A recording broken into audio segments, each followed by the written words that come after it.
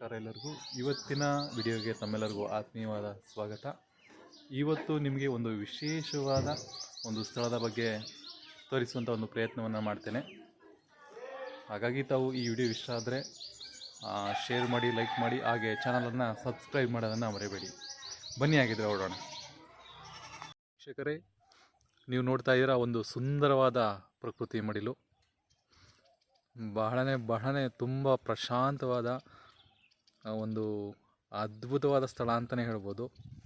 ಇದೇನು ಬೆಟ್ಟ ಗುಡ್ಡ ಅಂತ ಯೋಚನೆ ಮಾಡ್ತಾ ಇರ್ಬೋದು ತಾವು. ಇಲ್ಲಿ ಒಂದು ವಿಶೇಷ ಇದೆ. ಈ ಪ್ರಕೃತಿ ಮಡಿಲಲ್ಲಿ ಯಾರೋ ಒಬ್ಬರು ತುಂಬ ಎಲ್ಲ ನಗ್ತಾ ಕೂತಿದ್ದಾರೆ. ಅವರನ್ನು ನಿಮಗೆ ತೋರಿಸುವಂಥ ಒಂದು ಸಣ್ಣ ಪ್ರಯತ್ನ. ಅವ್ರು ಯಾರು ಅಂತ ನೋಡಬೇಕಾ? ನೋಡಿ ಹೇಗಾದರೆ. ಇವರೇ ಅವರು. ನೋಡಿ, ಕಣ್ ತುಂಬ್ಕೊಳ್ಳಿ. ನೋಡಿದ್ರಲ್ಲ, ನಮ್ಮ ಶಿವಪ್ಪ ಅವರು ಪ್ರಕೃತಿ ಮಡಿಲಲ್ಲಿ ಒಬ್ಬರೇ ನಗ್ತಾ ಕೂತಿದ್ದಾರೆ.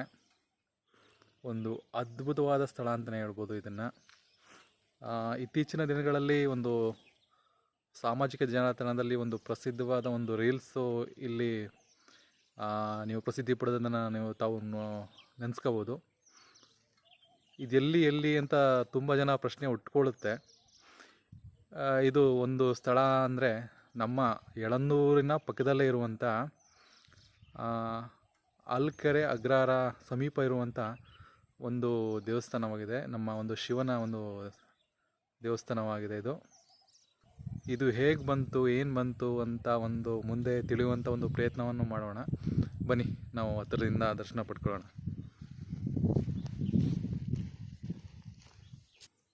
ಮೊದಲಿಗೆ ನಾವು ಯಾವುದೇ ಒಂದು ಶಿವನ ದೇವಸ್ಥಾನಕ್ಕೆ ಹೋದ್ರೂ ಮೊದಲು ನಮಸ್ಕಾರ ಮಾಡಬೇಕಾಗಿರೋ ನಮ್ಮ ನಂದೀಶನಿಗೆ, ನಮ್ಮ ಬಸವಣ್ಣವ್ರಿಗೆ. ಅದರಲ್ಲೂ ಇಲ್ಲಿರುವಂಥ ಒಂದು ಬಸವ ಮೂರ್ತಿ ವಿಶೇಷವಾಗಿ ಇದೆ, ತಾವು ನೋಡ್ಬೋದು.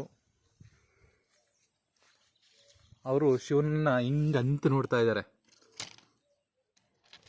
ತಾವು ಗಮನಿಸ್ಬೋದು ಇಲ್ಲಿ ಯಾವ ರೀತಿ ಒಂದು ವಿಶೇಷವಾದ ಒಂದು ರೀತಿಯಲ್ಲಿ ನಮ್ಮ ಬಸವಣ್ಣ ದೇವರು ಕೂತಿದ್ದಾರೆ ಅನ್ನೋದನ್ನ.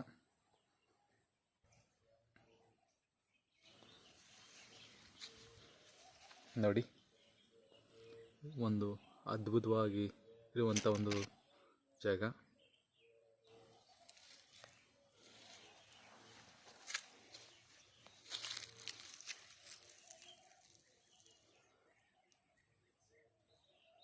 ಈ ರೀತಿ ನಿರ್ವಹಣೆ ವ್ಯವಸ್ಥೆಯನ್ನು ಸಹ ಮಾಡಿದ್ದಾರೆ.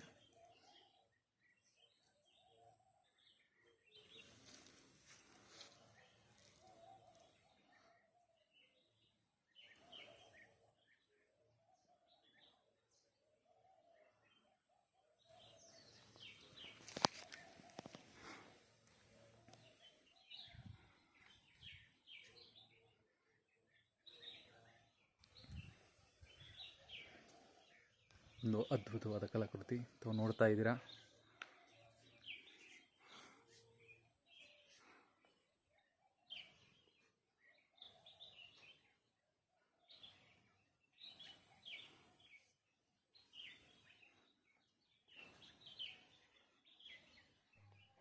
ಸ್ನೇಹಿತರೆ, ಈ ಒಂದು ಸ್ಥಳ ಮಲಾರಪಾಳ್ಯ ಮತ್ತು ಆಮೇಕೆರೆ ಈ ಗ್ರಾಮಗಳ ನಡುವೆ ಇರುವಂಥ ಒಂದು ರಸ್ತೆಯ ಮಧ್ಯೆ ಸಿಗುವಂಥದ್ದೇ ಒಂದು ಪೀಠದ ಒಂದು ಎತ್ತರವನ್ನು ನೋಡ್ಬೋದು.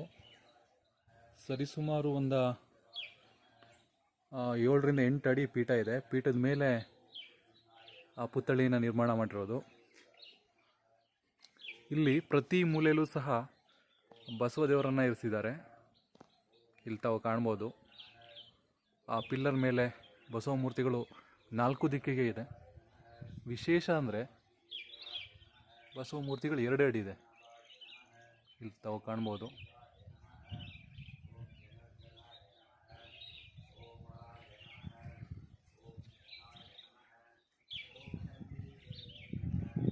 ಇಲ್ಲಿ ನೋಡಿ,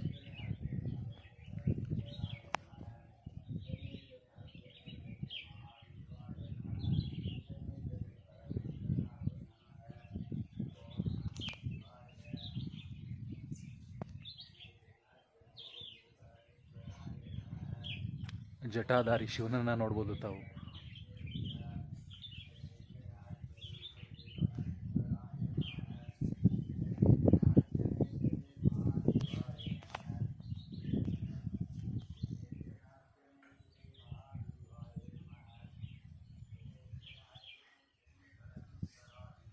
ಇಲ್ಲಿ ಪ್ರತಿ ಒಂದು ದಿಕ್ಕಲ್ಲೂ ಸಹ ಬಸವಣ್ಣವ್ರನ್ನ ಕೂರಿಸಿದ್ದಾರೆ.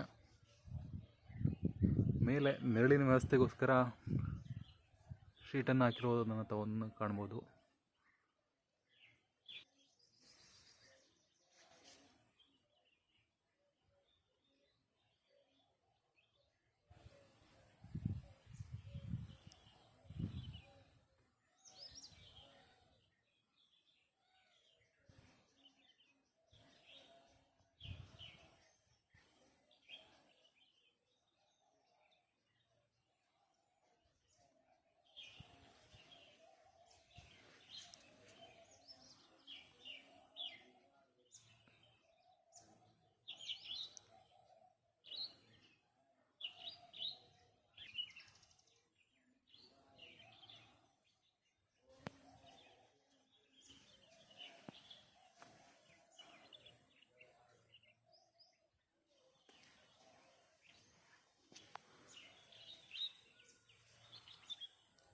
ನೋಡಿ,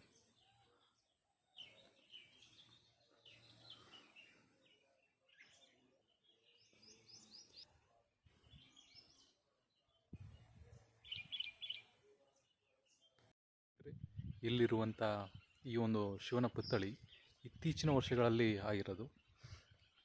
ಅದಕ್ಕೂ ಮುಂಚೆ ಇಲ್ಲಿಗೆ ಈ ಪುತ್ಥಳಿ ಹೇಗೆ ಬಂತು ಅನ್ನೋದಕ್ಕೆ ಒಂದು ಕಾರಣವೂ ಸಹ ಇದೆ. ಅದೇನಪ್ಪ ಅಂದರೆ, ಇಲ್ಲಿರುವಂಥ ಒಂದು ಪುರಾತನವಾದ ಶಿವನ ದೇವಸ್ಥಾನ. ಅದನ್ನು ನೋಡೋಣ ಬನ್ನಿ.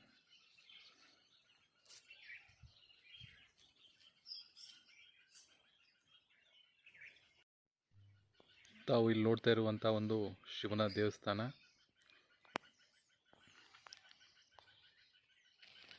ಈ ಒಂದು ದೇವಸ್ಥಾನಕ್ಕೆ ಒಂದು ಇತಿಹಾಸ ಇದೆ.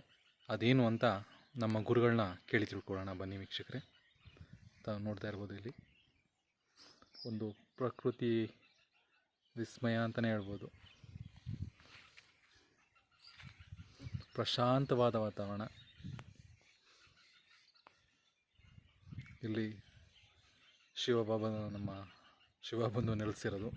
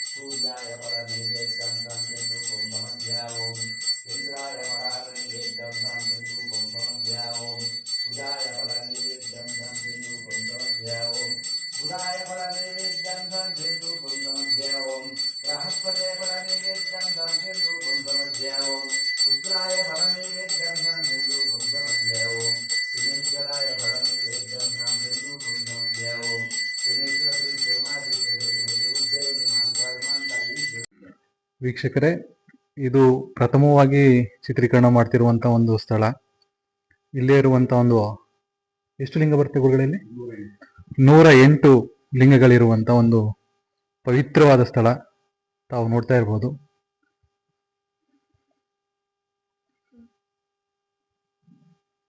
ನೂರ 8 ಲಿಂಗಗಳ ದರ್ಶನ ಇವತ್ತು ನನಗೆ ಸಿಕ್ಕಿದೆ. ನಿಜಕ್ಕೂ ನಾನು ಭಾಗ್ಯವಂತ ಅಂತ ಹೇಳ್ಕೋಬಹುದು.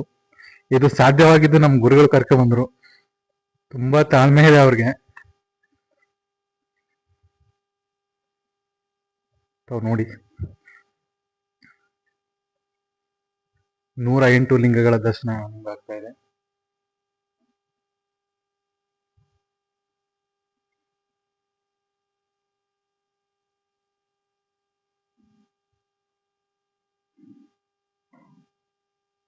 ಇಲ್ಲಿ ಒಂದು ವಾತಾವರಣ ಹೆಂಗಿದೆ ಅಂದ್ರೆ ತುಂಬಾನೇ ಸಹ ಒಂದು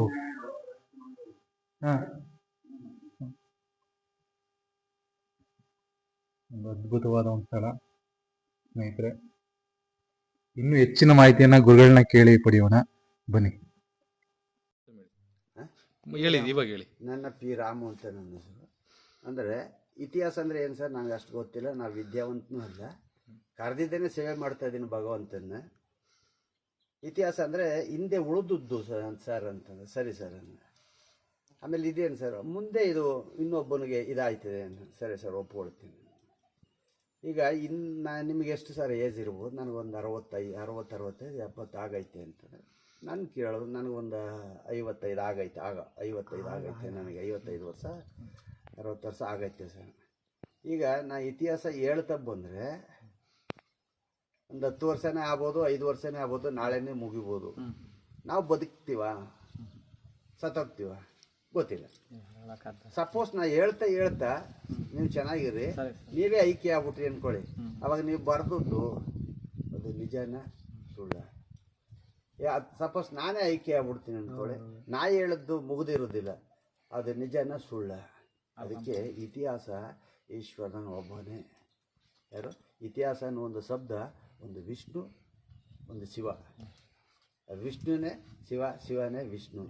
ಅಗ್ನಿಯೇ ರುದ್ರ, ರುದ್ರನೇ ಅಗ್ನಿ. ಇವರು ಇತಿಹಾಸ. ಇವ್ರಿಗೆ ಗೊತ್ತೇ ಏನೋ, ಬಾಕಿ ಯಾವ ಇತಿಹಾಸವೂ ಗೊತ್ತಾಗೋದಿಲ್ಲ.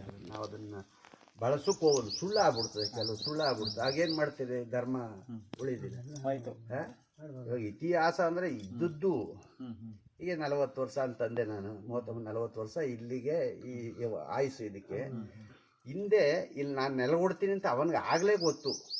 ಅವ್ರಿಗೆ ಗೊತ್ತಿರುತ್ತಿರಿಂದ ಈಗ ನೆಲಗೊಂಡ. ನಾವೆಲ್ಲೋ ಬಿಡ್ತು, ನಾವೆಲ್ಲ ಬೆಳೆದ. ಇದು 5ನೇ ಸ್ಥಳ.